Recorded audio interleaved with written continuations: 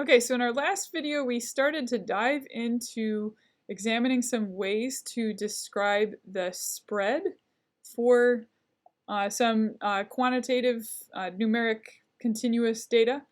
And so we looked at quantiles and at box plots. And in this video, we're going to take a closer look at the standard deviation, another way to describe spread.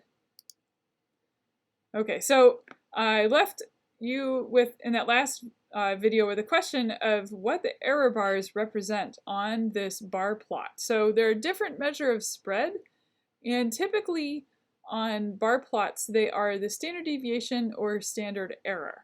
So we need to talk about what those things mean, what those things are. And to get there, we first are going to have to talk about variance.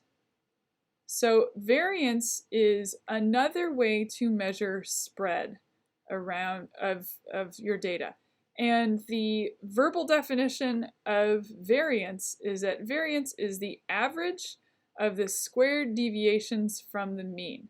So that's a lot to think about. So I've created a figure here to try and help illustrate that with just 9 different data points. So let's say I've got the height of 9 different people in inches. So I can use that to calculate a mean, which is going to be right here. And then what I'm going to be looking at is how different are each of these numbers from that mean, right? So x3 here is slightly higher. X6 is slightly lower, x1 is much higher, and x9 is much lower. And if I just looked at the absolute difference, the problem is that all those absolute differences would cancel out. So that's why we have to look at the squared difference from the mean. So the way to write this out, so the variance is the average of the squared deviations from the mean. So here's the equation for that. And variance is usually symbolized either v or s squared. So our formula is, so x here is each of these individual measurements, minus x bar, our mean, quantity squared. And then that's going to be divided by our total number of observations minus 1. So basically our sample size here. So in this case, it would be 9 minus 1, or divided by 8. Right? So it's the average of the squared deviations from that mean measurement.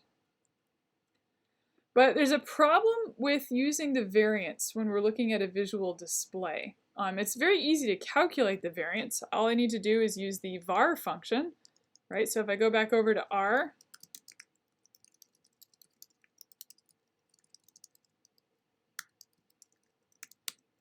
you just go var, anorexia, pre-weight. So 26.8. But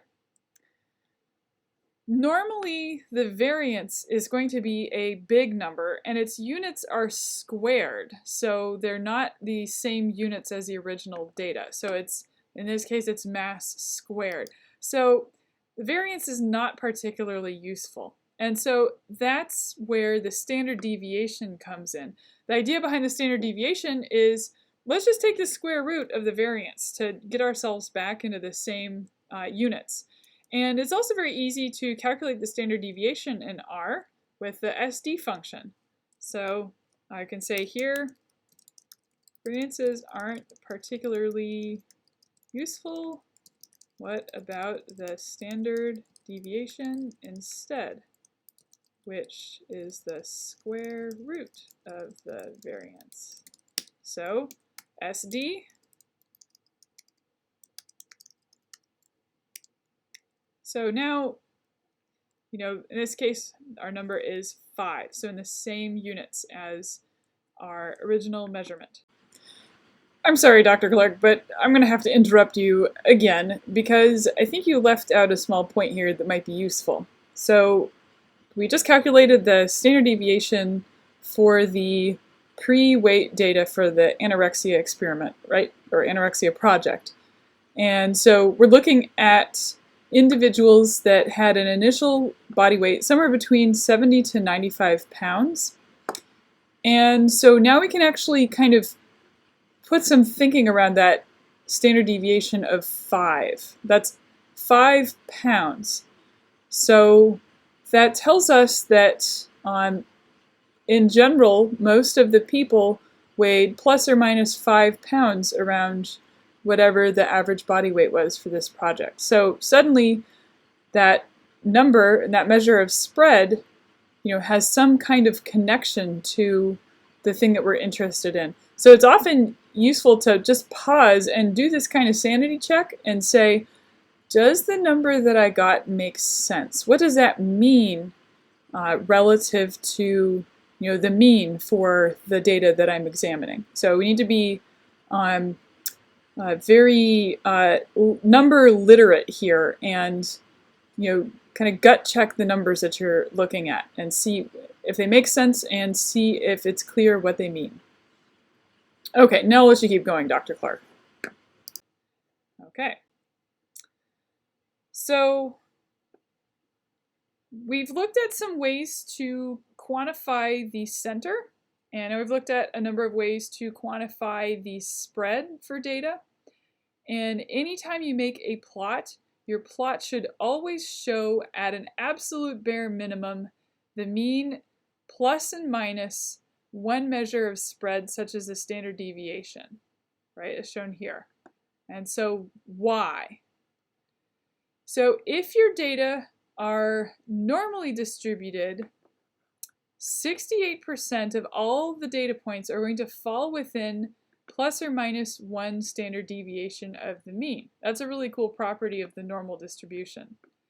And even more interestingly, 95% of all the data points will fall within plus or minus 2 standard deviations of the mean.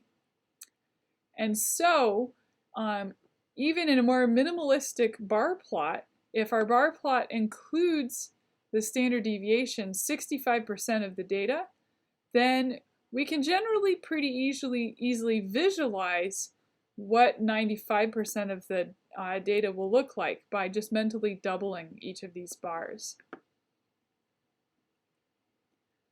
One other thing to notice here is, so our variance and our standard deviation are divided by the sample size.